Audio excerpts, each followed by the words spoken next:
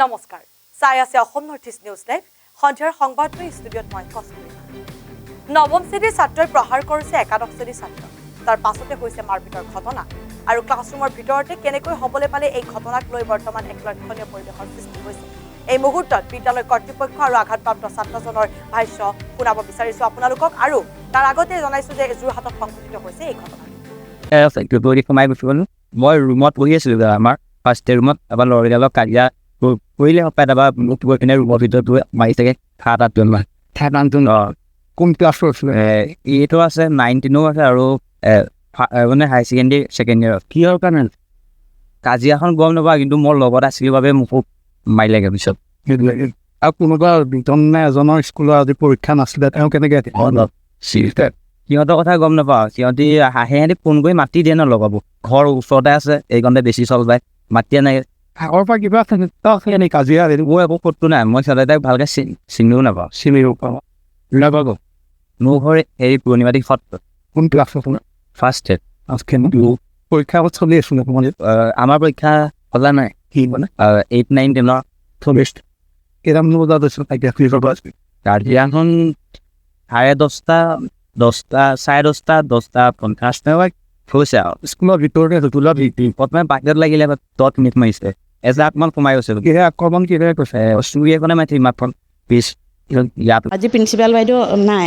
বাইদেউ ট্ৰেইনিঙত আছে তাৰপিছতে মোক দায়িত্ব দি থৈ গৈছিলে আমাৰ আগবেলাৰ পৰীক্ষা চলি আছিলে 10:30 হ'ল আগবেলা পৰীক্ষা শেষ হ'ল পিছবেলাৰ পৰীক্ষাৰ কাৰণে আমি প্ৰস্তুতি চলাই আছোঁ ৰুমৰ মানুহ ঠিক কৰি আছোঁ তেনেকুৱাতে মোক এজন পুলিচৰ মানুহ এজনে মোক আহি পেলাই ক'লে তেওঁ ব্ৰেক ড্ৰেছত আহিছে বোলে বাইদেউ ৰাস্তাত কাজিয়া এখন লাগিছিলে মই সিহঁতক আঁতৰাই দিলোঁ আৰু দুচাট দি পঠিয়াই দিছোঁ মই বোলো স্কুলৰ ল'ৰা নি বোলে স্কুলৰ ল'ৰাই লাগিছিলে মই তেতিয়া এই পৰীক্ষাৰ দায়িত্ববোৰ আনক চঞ্জাই পেলাই মই খবৰটো ল'বলৈ গ'লোঁ এফালে গৈছোঁ তেনেকুৱাতে ল'ৰা এটা আহি মোক কৈছে বাইদেউ বোলে ইয়াক বোলে স্কুলৰ ভিতৰত আহি পেলাই কোনোবা ল'ৰা এটাই পিটিলে তাৰপৰা ইটো ল'ৰাই কৈছে যেনিবা আমাক বিজয় হাজৰিকাই কৰিছে বুলি আমাৰ হায়াৰ ছেকেণ্ডেৰীখিনি ইতিমধ্যে ৰিকুৱেশ্যন দিছে তেতিয়া হায়াৰ ছেকেণ্ডেৰী ফাৰ্ষ্ট ইয়েৰ আৰু ছেকেণ্ড ইয়েৰ ৰিকুৱেশ্যন দিছে ৰিকুৱেশ্যনৰ ল'ৰাবোৰ ওলাই গৈছে তেনেকুৱাতে পুলিচজনে আহি পেলাই মোক খবৰটো দিলেহি আৰু মই লগে লগে ওলাই গৈছোঁৱেই কোনে কাজিয়া লাগিছে বুলি তাৰপিছত আকৌ অন্য এটা ল'ৰা আহি ক'লেহি বাইদেউ বোলে আমাৰ ৰুমৰ ভিতৰত বোলে ইয়াক বোলে হেৰি কৰিছে তেতিয়া সেই বিজয় হাজৰিকা মই তেতিয়া কৈছোঁ তোমাক কোনে মাৰিলেনো তেতিয়া কৈছে বোলে এই বিজয় হাজৰিকা আৰু কোনোবা লগত আছে বুলি কৈছে আমি লগে লগে শিক্ষকে তাক হস্পিটেললৈ লৈ গৈছোঁ আৰু বাহিৰৰ ষ্টুডেণ্ট নাই তাকে ৰিক্ৰেশ্যনৰ সময় যে আৰু এফালে আমাৰ পৰীক্ষা চলি আছে আমি পৰীক্ষাৰ কামত ব্যস্ত আছোঁ আৰু সেই সময় ৰিক্ৰেশ্যনৰ সময় হায়াৰ ছেকেণ্ডেৰী ল'ৰা ছোৱালীবোৰ ৰিক্ৰেশ্যনৰ কাৰণে বাহিৰলৈ গৈছে স্কুলৰ ভিতৰলৈ গুচি আহিলে চাগে ৰিক্ৰেশ্যনৰ সময় আমি আচলতে ধৰিব পৰা নাই নহয় কথাটো কি হৈছে কাৰ লগতনো কাজিয়া লাগিছে আমি ওলাই গৈছোঁহে ল'ৰাটোৱেহে কৈছে আমাক কোনোবাই কৈছে খাৰু এডালে মাৰিলে বুলি আৰু কিন্তু আনেহে কৈছে ল'ৰাটোৱে কিন্তু প্ৰথমতে অন্য এটা ল'ৰাই কৈছে বাইদেউ খাৰুৱে মাৰিলে খাৰুডালে লাগিলে বুলি চিকিৎসকে তাৰপৰা আমাৰ দুজন শিক্ষকে লৈ তেওঁ লগে লগে আমাৰ ওচৰতে হস্পিটেল আছে নহয় তালৈ লৈ গৈছে লৈ গৈ তাত চিকিৎসাৰ ব্যৱস্থা কৰিছে আমিও ইতিমধ্যে থানালৈ গৈ খবৰটোও জনাইছোঁ আৰু পিছত আমি তেনেকৈ কৈছে আৰু পিছত আমিতো দেখা নাই আমি সেই সময়ত দেখা নাপাওঁ যেতিয়াৰ পৰা আপোনালোকৰ আজিকালি শাসন যদি কৰে হয় আপোনালোকৰ ওপৰত বহুতো অভিযোগ আনে সাংবাদিকেও আনে হয় সেইটো কাৰণে এনেকুৱা ঘটনা বৃদ্ধি পাইছে আপোনালোকে ভাবে নেকি কাৰণ আগতে তেনেকৈ শাসন কৰিছিলে শাসন আপোনালোকে আমি শাসনটো আগৰ ভাগে যেনেকৈ কৰি আছিলোঁ আমি এতিয়াও তেনেকৈয়ে ল'ৰা শাসন কৰি আছোঁ কিন্তু ইমান উদণ্ড ল'ৰা আছে মানে আপোনাৰ ক'বলৈ বাকী নাই মানে সিহঁতক বুজাই আমি শেষ কৰিব পৰা নাই ইমানেই ক্লাছত বুজাইছোঁ প্ৰাৰ্থনা সভাত বুজাইছোঁ কঠোৰ শাসন মুখেৰে কঠোৰ শাসন যিহেতু শিক্ষকে আচাৰি ল'ব নোৱাৰে সেইকাৰণে আমি মুখেৰে কঠোৰ শাসন কৰোঁ এজনক লৈ গৈছে বিজয় যিজনৰ নাম ক'লে বিজয় ইকেইজন ল'ৰাটো গুচি গ'ল বাকী লগত কোন আছিলে সেইজনে কেইবাৰ তেওঁ কৰা মতে আৰু দুজন আছে বুলি কৈছে গতিকে এই থকাজনে কিন্তু ৰৈ আছে আনফালে বৃদ্ধৰ যৌন নিৰ্যাতনৰ বলি এগৰাকী নাবালিকা নিজ বৰদেউতাকে কৰিলে একো কাণ্ড বৰ্তমান নিজৰ গৃহতে সুৰক্ষিত নহয় নেকি একাংশ নাবালিকা এই বুলি প্ৰশ্ন উত্থাপন হৈছে আনফালে জীৱন পৰিষ্কাৰকৈ জীয়াই থাকক পৃথিৱীক সেউজীয়া কৰক শ্লোগান লৈ চাফাই অভিযান বিশ্ব ঐতিহ্য ক্ষেত্ৰ মানাহ ৰাষ্ট্ৰীয় উদ্যানৰ বাঁহবাৰীত চাফাই অভিযান কাৰ্য বন বিভাগ জীপ চাফাৰী সন্থা Manas ever welfare society Manas nature guide association, tourist guide association, Manas lodge এছ'চিয়েশ্যনৰ উদ্যোগত চাফাই অভিযান অব্যাহত আছে। উল্লেখ্য যে 1 অক্টোবৰত 2024-25 বৰ্ষৰ পৰ্যটন কেন্দ্ৰৰ বাবে মুকলি কৰি দিয়া হ'ব এই মানাহ ৰাষ্ট্ৰীয় উদ্যান। আন এক সংবাদ লৈ আহিছোঁ। এগৰাকী হিন্দু মহিলাক শেষ বিদায় দি শোকত ভাগি পৰিছে এটা মুছলমান পৰিয়াল। পুত্ৰৰ দৰেই ৰছিদ আলীয়ে মুখাগ্নি কৰিলে হিন্দু মহিলাগৰাকীক।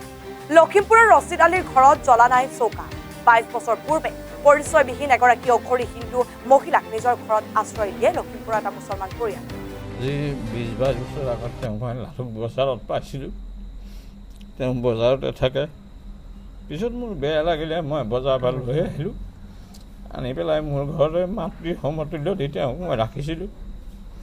ইয়াৰ আগতো তেওঁৰ সংহূৰ্ত উলিয়াবৰ কাৰণে বহুত টিভি নিউজে পেপাৰে পত্ৰ লিখিছিলোঁ। কোনো সংহূৰ্ত তেওঁ নাপালোঁ। কিন্তু তেওঁৰ নামটো সুধোঁতে তেওঁ কয় পুষ্প, বাপেকৰ নাম কয় বনবাসী, ককায়েকৰ নাম কয় অৰ্জুন। সেই হিচাপে মই অনুমান কৰিলোঁ এওঁ এজন হিন্দু মানুহ, আৰু সেই হিচাপে হিন্দু মানুহ হিচাপে তেওঁক মই ৰক্ষণাবেক্ষণ দিব পাৰিলোঁ যিয়ে পাৰিলোঁ। কিন্তু কালি তেওঁ 2টা বজাত ঘৰৰ পৰা ওলাই গ'ল। গৈ পেলাই মোৰ সন্মুখৰ গাঁওখনত তেওঁ আকস্মিক গৰমৰ বাবেই হ'ব বমি কৰি পেলাই তেওঁ মৃত্যু হ'ল। আমাক আহি খবৰ দিলে। খবৰ দিয়াৰ পিছত আমি গৈ চালোঁ তেওঁ তাত মৃত্যু হৈ আছে। মই মোৰ ঘৰলৈ তেওঁক আনিলোঁ। অনাৰ পিছত মই মোৰ বন্ধু বান্ধৱ সকলো হিন্দু ভাইকে মাতি ক'লোঁ যে এওঁক এতিয়া হিন্দু মতে নিয়ম নীতিখিনি কৰিব লাগে। মই মুছলিম মানুহ একো নাজানো, তোমালোকে হিন্দু মানুহখিনি মোৰ লগত থাকি এই নিয়মখিনি কৰিবলৈ মোক শিকাই বুজাই দিয়া। কিন্তু তাত মই মোৰ কোনো বন্ধুবৰ্গৰ ফালৰ পৰা মাত্ৰ 2জন বন্ধুহে পালোঁ, দিলীপ পাল আৰু প্ৰদীপ পাল, আৰু এজন আছিলে আমাৰ বেম্বু। এই 3জন মানুহক মই পালোঁ। কিন্তু অন্তিম সংস্কাৰত চিতাত নিবৰ কাৰণে দিলীপ পাল আৰু প্ৰদীপ পালক লগত লৈ মোৰ কৰ্মচাৰী হিচাপে থকা আৰু 3জন হিন্দু মানুহ, আমি ভাই ককাই 3জন, মোৰ পৰিয়ালৰে লালুক মছজিদৰ ইমাম চাহাব, আমি এইকেইজনে গৈ পেলাই তেওঁৰ অন্তিম সংস্কাৰ কৰিবলগীয়া হ'ল। কিন্তু মই মুছলিম মানুহ হিচাপে হিন্দু সংস্কৃতি কেনেকৈ মুখাগ্নি কৰে কি কৰে মই নাজানো। কিন্তু এই 2জনে মোক দেখাই দিছে, মই সেইমতে যি পাৰোঁ কৰিছোঁ। কিন্তু এইটোৱে দুখ লাগিছে মোৰ, আজি তেওঁ লালুকৰ অতি 40 বছৰমান বয়স লালুকত কটালে। চবেই জানে যে তেওঁ এজনী হিন্দু মানুহ, কিন্তু তেওঁ মৃত্যুৰ পিছত চবেই আহি চাই গুচি গৈছে। কিন্তু অন্তিম সংস্কাৰৰ টাইমত লালুক সমাজততো আৰু 2-4জন মানুহ আহিলে মই সুখী হ'লোহেঁতেন। সেয়ে মোৰ দুখ। মানুহ জীৱিত কালত সকলোৱে বিচাৰে, মৃত্যুৰ পিছত যে মানুহে মানুহক লগ এৰে, সেই কথাটো কালিহে মই অনুভৱ আৰু অনুতপ্ত হৈছোঁ। প্ৰথমতে বজাৰতে ঘূৰি ফুৰে, খুজি মেলি খায়। প্ৰায় 10-15 বছৰ বজাৰতে কটালে, য'ত ত'ত শুই থাকে। তাৰপাছত ৰছিদ আলীৰ দেউতা জীয়াই থাকোঁতে ৰছিদ আলীৰ দেউতা আৰু ৰছিদ আলীয়ে মিলি পেলাই, আৰু এইটো অৱশ্যে তেওঁলোকৰ ঘৰলৈ লৈ আনে। অনাৰ পিছত গাঁও পঞ্চায়তৰ প্ৰেচিডেণ্টৰ সৈতেও যোগাযোগ কৰিলে, বোলে আপোনালোকৰ হিন্দু মানুহ আমি এনেকৈ নিম, আমি ইয়াত ৰাখিম, কোনো যেতিয়া নিওঁতা নাই চাওঁতা নাই, আমি চাম, আমি প্ৰতিপাল কৰিম। সেই হিচাপে তেখেতক তেওঁলোকৰ দেউতা ৰছিদ আলীৰ দেউতা জীয়াই থাকোঁতে বাপেক পুতেক মিলি পেলাই লৈ আনিছিলে এওঁলোকৰ ঘৰলৈ। আৰু মই প্ৰায় আহ-যাহ কৰোঁ। ঘৰৰ গতিকে আছিলে, ঘৰৰ কোনো কাম কৰোৱা নহয়, একো নহয়, ঘৰৰ মেম্বাৰ হিচাপে মন গ'লে খায়, মন নগ'লে নাখায়, নিজৰ ইচ্ছামতে আছিলে। ইয়াত থকা সময়ত তেওঁ সুখীয়ে আছিল আৰু কোনো ধৰণৰ কিবা অসুবিধা পাইছিল। অন্তিম সৎকাৰৰ কামখিনি কেনেকৈ হ'ল? তেখেতে মুখাগ্নি কৰিলে পুত্ৰ হিচাপে, তেখেতে নিজৰ মাতৃ বুলি ভাবি মুখাগ্নি কৰিলে। আপোনালোকে দেখুৱাই নীতি নিয়মখিনি তেখেতে হিন্দু নীতি নিয়ম নাজানে, তাৰ কাৰণে আমি যেনিবা কাষত থাকি পেলাই গোটেইখিনি দেখুৱাই বুজাই মেলি দিলোঁ। তেখেতে সেইমতে কামখিনি সমাধান কৰিলে। মোৰ নাম জগত পাচনি।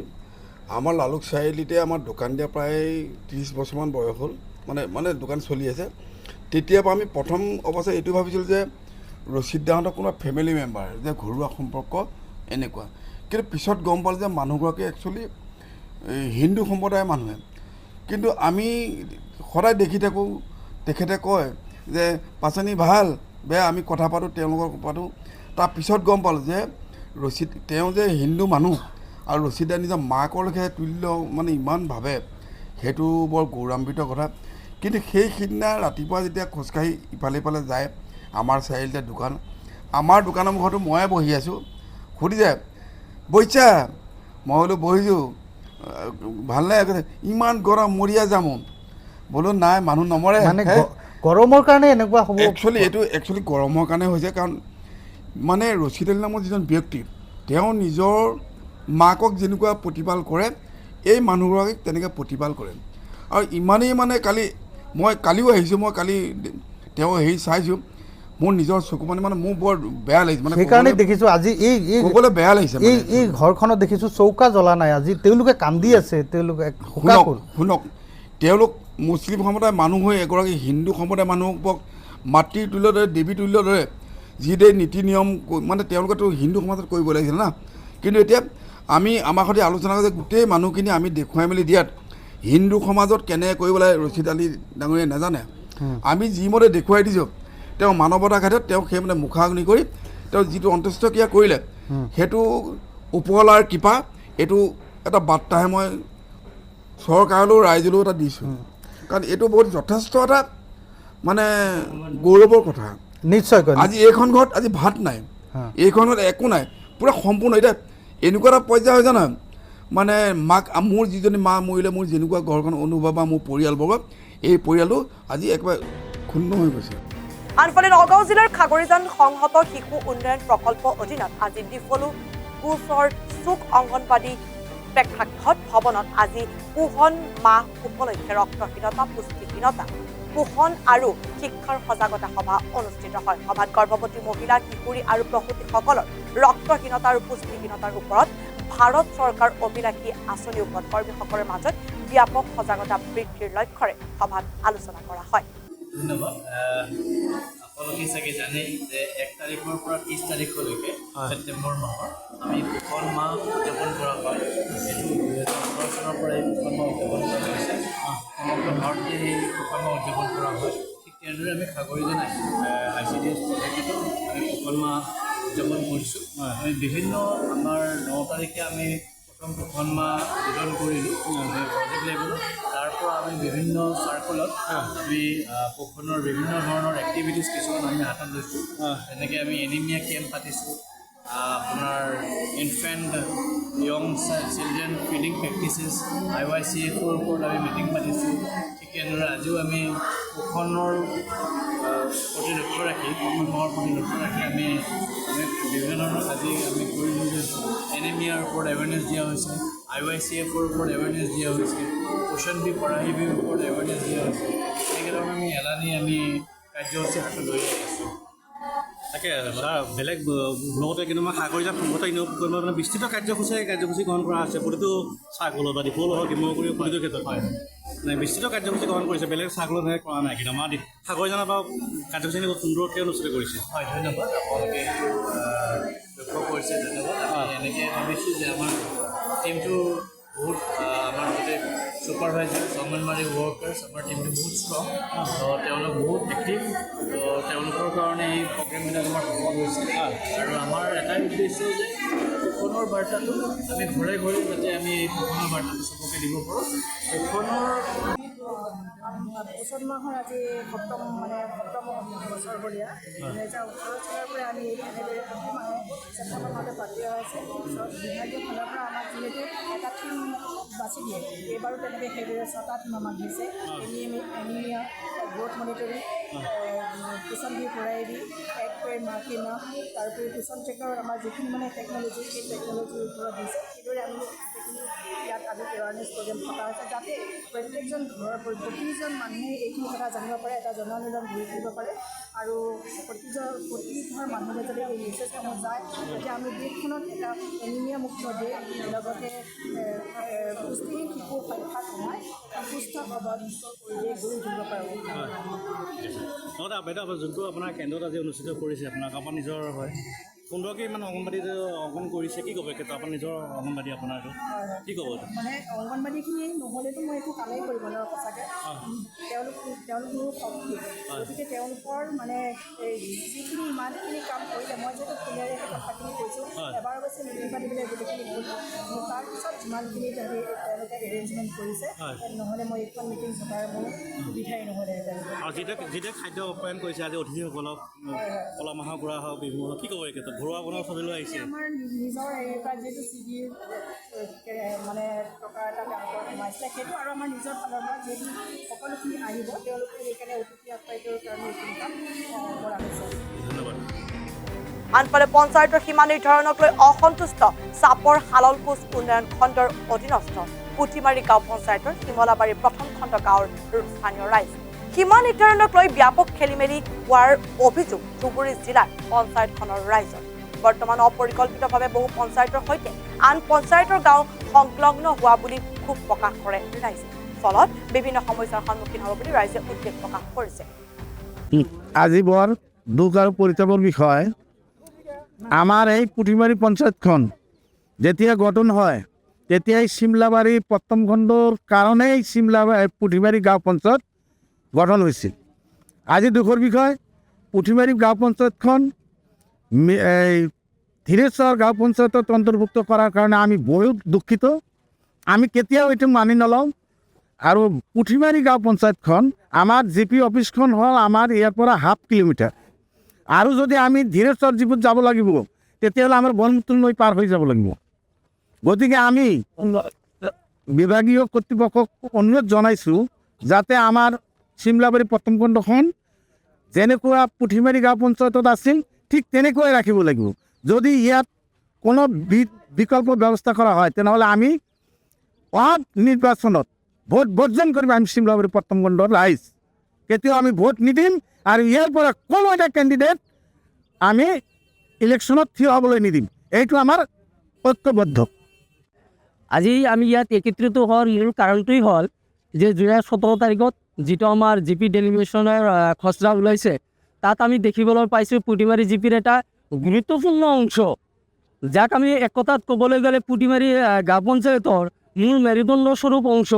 এই অংশখিনি আজি আমি দেখিবলৈ পাইছোঁ এই ডেলিমিশ্যনত পুঠিমাৰী জি পিৰ পৰা কৰ্তন কৰি ধীৰেশ্বৰ তাৰাংগাপুৰত অন্তৰ্ভুক্ত কৰিছে। গতিকে এই কাৰ্যক আমি গৰিহণা দিছোঁ আৰু ইয়াক আমি কেতিয়াও মানি নলওঁ। আমি পুঠিমাৰী জি পিত আছিলোঁ, আমি অনাগত দিনতো পুঠিমাৰী জি পিত থাকিম। আৰু এইখিনিতে যিসকল ৰাজনৈতিক নেতা আজি এই আমাৰ লগত ষড়যন্ত্ৰ কৰিছে তেখেতক আপোনালোকৰ জৰিয়তে আমি স্পষ্ট ক'ব বিচাৰিছোঁ যে অনাগত দিনত এনেকুৱা যদি ষড়যন্ত্ৰ কৰে তেনেহ'লে কিন্তু ইয়াৰ পৰিণাম ভয়াৱহ হ'ব। গতিকে ইতিমধ্যে আমি আমাৰ ডি চি মহোদয়ক, আমাৰ চি অ' মহোদয়ক, আমাৰ বিলাসীপাৰা এছ ডি অ' বাইদেউক, আমাৰ বিলাসীপাৰা চাৰ্কেল অফিচাৰ বাইদেউক, আমাৰ নাইলগাঁও ব্লকৰ ডেভেলপমেণ্ট বি ডি অ' ছাৰক আমি ইতিমধ্যে আমাৰ ৰাইজৰ ফালৰ পৰা আমি এটা কমপ্লেইন দিছোঁ। গতিকে তেওঁলোকৰ প্ৰতি আমাৰ পূৰ্ণ আস্থা আৰু বিশ্বাস আছে যে তেওঁলোকে বিবেচনা কৰি যাতে চিমলাবাৰী পাৰ্ট 1 গাঁওখন পুঠিমাৰী জীৱিতে ভাষা নাৰাখে, তাৰ কাৰণে আমি সমূহ ৰাইজৰ ফালৰ পৰা ডি চি মহোদয়ক আমি বিনম্ৰভাৱে অনুৰোধ জনাইছোঁ। আজি আমি পুঠিমাৰী নতুন বজাৰৰ সন্মুখত চিমলাবাৰী পাৰ্ট 1 পুঠিমাৰী গাঁও পঞ্চায়তৰ পৰা ডেলিমিশ্যনৰ মানে যোনটো ডেলিমিশ্যন হৈছে সেই ডেলিমিশ্যনত আমাৰ চিমলাবাৰী পাৰ্ট 1 গাঁওখন ধীৰেশ্বৰ তাৰাংগাপুৰ জিবিত অন্তৰ্ভুক্ত কৰিছে। তো সেইটো কাৰণে আজি আমি ইয়াতে প্ৰতিবাদ সাব্যস্ত কৰিছোঁ আৰু বিভাগীয় কৰ্তৃপক্ষক আপোনালোকৰ মাধ্যমত জনাইছোঁ যে যাতে চিমলাবাৰী গাঁওখন পুঠিমাৰী গাঁও পঞ্চায়ততে বাহাল থাকে। আৰু আমি মানে আমাৰ যোনটো ধীৰেশ্বৰ তাৰাংগাপুৰ গাঁও পঞ্চায়ত আমাৰ ইয়াৰ পৰা বহুত দূৰত হয় আৰু আমাৰ পুঠিমাৰী পঞ্চায়ত যোনটো সেই পঞ্চায়তটো আমাৰ চিমলাবাৰী পাৰ্ট 1 গাঁৱৰ পৰা 7 কিলোমিটাৰ দূৰত। গতিকে আমি এইটো কেতিয়াও মানি নলওঁ যে আমি 7 কিলোমিটাৰ দূৰত আমাৰ জি পি অফিচ থকাৰ সত্ত্বেও আমি 10 কিলোমিটাৰ দূৰত আমি ধীৰেশ্বৰ তাৰাংগাপুৰ জি পিত অন্তৰ্ভুক্ত হ'ম। আপোনালোকৰ জৰিয়তে আমি পুঠিমাৰী ৰাইজৰ হৈ চিমলাবাৰী পাৰ্ট 1 ৰাইজৰ হৈ এইখিনি জনাওঁ যাতে বিভাগীয় কৰ্তৃপক্ষই আকৌ বিবেচনা কৰি আমাৰ চিমলাবাৰী গাঁওখন পুঠিমাৰী জি পিতে অন্তৰ্ভুক্ত ৰাখে।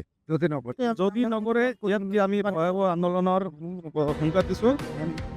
আনহাতে যোৰহাট চিকিৎসা মহাবিদ্যালয়ত স্পেচিয়েলিটি ৱাৰ্ড ইউনিটৰ আধাৰশিলা স্থাপন যোৰহাট চিকিৎসা মহাবিদ্যালয় স্পেচিয়েলিটি ৱাৰ্ড ইউনিটৰ আধাৰশিলা বৰ্তমান আজি স্থাপন হয় আৰু এটি অনুষ্ঠানৰ আয়োজন কৰে আনফালে নগাঁও আইন মহাবিদ্যালয়ত আজিও ব্যাহত পাঠদান প্ৰতিবাদত নামি পৰিছে ছাত্ৰ ছাত্ৰীসকল 14 দিন ধৰি বিগত 14 দিন ধৰি তেওঁলোকে প্ৰতিবাদ সাব্যস্ত কৰি আহিছে মহাবিদ্যালয়ৰ কৰ্তৃপক্ষৰ বিপক্ষে আৰু মহাবিদ্যালয়ৰ কৰ্তৃপক্ষই যদি দাবী নামানে তেওঁলোকে এই প্ৰতিৰোধ চলাই নিব বুলি ইতিমধ্যে সংবাদ মাধ্যমৰ আগত জনাইছে ধৰি পেলাই নগাঁও আইন মহাবিদ্যালয় আপোনালোকৰ যি প্ৰতিবাদ চলি আছে কি ক'ব এই ক্ষেত্ৰত আমি বিগত কেইবাদিন ধৰি আমি মহাবিদ্যালয়ত আমি দাবী উত্থাপন কৰাৰ কাৰণে আমাৰ যিহেতু মাত শুনা নাই এডমিনিষ্ট্ৰেশ্যন নিমাত আমি প্ৰতিবাদ সাব্যস্ত ৰাখিছোঁ আৰু অতদিনৰ পিছত আজি 15 দিন হ'বলৈ হৈছে এসপ্তাহ ধৰি আমি প্ৰতিবাদ কৰি আছোঁ কোনো ধৰণৰ কোনো ৰেছপন্স অহা নাই প্ৰতিবাদ কৰিছে আপোনালোকে আমি কিছুমান দাবী উত্থাপন কৰিছোঁ যেনে আমাৰ ইলেকশ্যন লাগে মহাবিদ্যালয় চিলেকশ্যন পতা হয় যোনটো এটা অগণতান্ত্ৰিক পদ্ধতি তাৰ লগতে boys common room girls common room পাৰ্কিঙৰ পৰা আদি কৰি অফিচত বস্তুবোৰ ঠিকে থাকে নচলে স্কলাৰশ্বিপ নাপায় ল'ৰা ছোৱালীয়ে দুটা বেচে 2018 বেচ 2020 বেচে অনাৰ্ছ নাপালে আজি এইসমূহ এডমিনিষ্ট্ৰেটিভ লেপছেছ আমি উত্থাপন কৰিছোঁ দাবী উত্থাপন কৰাৰ কাৰণে আমাৰ ওপৰত হাৰাশাস্তি চলাইছে আজি আমি দাবী উত্থাপন কৰাৰ পিছত কাইলৈ আমি জেনেৰেল মিটিং বিচাৰিছিলোঁ যে গভাৰ্ণিং বডিয়ে যাতে জেনেৰেল মিটিং দিয়ে তেওঁলোকে জেনেৰেল মিটিং নিদিয়াকৈ আমাক নজনোৱাকৈ ডেট নিদিয়াকৈ এটা ৰেছপন্স দিয়ে আৰু যদি ইলেকশ্যনৰ কথা তেওঁলোকে নামানে যি পাৰ্কিঙৰ কথা নাই আৰু তেওঁলোকে কৈছে এডমিনিষ্ট্ৰেটিভ লেপছেছ কলেজত নাই যিটো এটা মিছা কথা আমাক কণ্ঠৰোধ কৰিবলৈ চেষ্টা কৰা হৈছে আমাক প্ৰতিবাদ কৰিব নিদিয়ে প্ৰতিবাদ কৰিলে তেওঁলোকে গেট মাৰি দিয়ে দুদিন তেওঁলোকে গেট মাৰি দিছে গেট বন্ধ কৰে প্ৰিন্সিপাল বাইদেৱে অথৰিটি দিছে কি তেখেতৰ ডক্টৰ সুজাতা ভট্টাচাৰ্য আমাৰ প্ৰিন্সিপাল বাইদেউ আৰু তেওঁ অথৰিটি দিছে থাৰ্ড গ্ৰেড ক্লাৰ্ক এজনক সুৰুজ ফুকনক যিয়ে এটা সময়ত আজি এইখন মহাবিদ্যালয়ৰ সাধাৰণ সম্পাদক আছিল আৰু ইয়াত তেওঁ এতিয়া কৰ্মৰত হৈ আছে তেওঁৰ এপইণ্টমেণ্টৰ ওপৰতো আমাৰ ডাউট হয় তেখেতে কি প্ৰতিক্ৰিয়া কৰে আপোনালোক তেওঁলোকে আমাৰ বিৰোধিতা কৰিছে সুৰুজ ফুকনে গেট মাৰি দিছে আমাক প্ৰতিবাদ নহয় তেওঁ নিজকে ছাত্ৰ নেতা বুলি পৰিচয় দিয়ে যি ছাত্ৰ নেতা বুলি এটা ভুৱা ছাত্ৰ নেতা মুখা পিন্ধা ছাত্ৰ নেতা যি আমাৰ প্ৰতিবাদৰ বিৰোধিতা কৰিছে তেওঁক আমি ধিক্কাৰ জনাওঁ আজি আমি আপোনালোকৰ কণ্ঠ ৰোধ কৰিব বিচাৰিছে য়েছ আমাক কণ্ঠ ৰোধ কৰিবলৈ প্ৰচেষ্টা চলাইছে এটা বিফল প্ৰচেষ্টা যোনখন মহাবিদ্যালয় আৰ্টিকেল 14 পঢ়োৱা হয় যোনখন মহাবিদ্যালয় আৰ্টিকেল 19 পঢ়োৱা হয় যোনখন মহাবিদ্যালয় অডি অল্টাৰাম পাৰ্টেম প্ৰিন্সিপাল অফ নেচাৰেল জাষ্টিছ পঢ়োৱা হয় আজি সেইখন মহাবিদ্যালয়ত আমাক দমন কৰাৰ চেষ্টা চলোৱা হৈছে আজি বাইদেৱে আমাক ভাবুকি দিছে কৈছে আমি যদি প্ৰতিবাদ কৰোঁ সেইটো প্ৰতিবাদ কৰাটো হেনো এটা ক্ৰিমিনেল অফেন্স আমাক পুলিচলৈ গতাই দিব বুলি কৈছে তেওঁ ৰেষ্ট্ৰিক্ট কৰিব বুলি কৈছে কলেজৰ পৰা ৰেষ্ট্ৰিক্টেড কৰি দিব বুলি কৈছে হয় আপোনালোকৰ যি দাবী আছে দাবীসমূহ প্ৰায় 15 দিন অতিক্ৰম কৰিছে ধৰক আপোনালোকৰ এই দাবীসমূহ যদি তেওঁলোকে ধৰক মানি নলয় কিমান দিনলৈকে আপোনালোকে এই আন্দোলন আমাৰ এই আন্দোলন আমি অব্যাহত ৰাখিম আমি ভাগৰি নাযাওঁ আমি যুঁজি যাম আমি গভৰ্ণৰলৈকে যাম আমি মাননীয় মুখ্যমন্ত্ৰী ডাঙৰীয়ালৈকে যাম আমি মাননীয় শিক্ষা যিহেতু আমি 11তে আমি মেমৰেণ্ডামটো ছাবমিট কৰিলোঁ আমি চবেই বিচাৰিছোঁ মেমে আহি পেলাই আমাক ৰেছপন্স কৰক আমি বিচাৰি আছোঁ ইভেন যিহেতু ষ্টুডেণ্ট ইউনিয়ন মানে হৈছে ষ্টুডেণ্টৰ কাৰণে ষ্টেণ্ড কৰা ইয়াত ষ্টুডেণ্টৰ কাৰণে ষ্টেণ্ড কৰিবলৈ নাই সাধাৰণ এটা আপোনাৰ ফেয়াৰৱেল পাতিব তাত ঘপককৈ উঠাই দিব যে ষ্টুডেণ্ট ইউনিয়নত কোন চিলেক্ট হৈছে আমি আজিলৈকে নটিছো পোৱা নাই আমাৰ ষ্টুডেণ্ট ইউনিয়ন বডিত মানুহ কেইজন আছে আমি সেইটো নাজানো আমি কাৰো নামো নাজানো তো এইটো কি বেচিছত কি ক্ৰাইটেৰিয়াত সিহঁতক চিলেক্ট কৰা যায় আৰু কলেজত ইমানেই ফেভাৰিটিজম চলে সিলেকশ্যন কমিটিৰ গাফিলতি আজি আমাৰ কণ্ঠ ৰোধ কৰা হৈছে আৰু যিখন সিলেকশ্যনৰ ইউনিয়ন বডি বনাইছে সেই ইউনিয়ন বডিখনে ছাত্ৰ ছাত্ৰীক খেদি পঠিয়াই কয় বাহিৰা মানুহ এলাউড নাই ইউনিয়ন বডিত আজি আমি বাহিৰা মানুহ হৈ গ'লোঁ আমাৰ ইউনিয়ন বডি বা আমাৰ কথা আমাক উলিয়াই দিয়া হয় আপুনি আইন মহাবিদ্যালয় আপুনি শিক্ষক ছাত্ৰ হিচাপে আপোনাক কি কৈছে বাহিৰা বুলি কৈছে আমাকে নহয় গোটেইকেইজন ল'ৰা ছোৱালী ফ্ৰেচাৰ্ছৰ সময়ত উলিয়াই দিছে ইউনিয়ন উলিয়াই দিছে প্ৰেচিডেণ্টে উলিয়াই দিছে কি বুলি কৈছে প্ৰিয়া বৰা প্ৰেচিডেণ্টে উলিয়াই দিছে আৰু কি বুলি উলিয়াই দিছে তেওঁ উলিয়াই দিছে কৈছে বাহিৰা মানুহ এলাউড নাই নাম কি প্ৰিয়া বৰা বাহিৰা মানুহ এলাউড নাই তাৰ লগতে দুৰ্নীতিত লিপ্ত হৈ আছে আমাৰ পইচা তেওঁলোকে প্ৰফিট শ্বেয়াৰ কৰিব বুলি আমাৰ তাত এভিডেঞ্চ আছে প্ৰফিট শ্বেয়াৰ কৰিব বুলি কৈছে তন্ময় শৰ্মাৰ নাম আৰু বহুত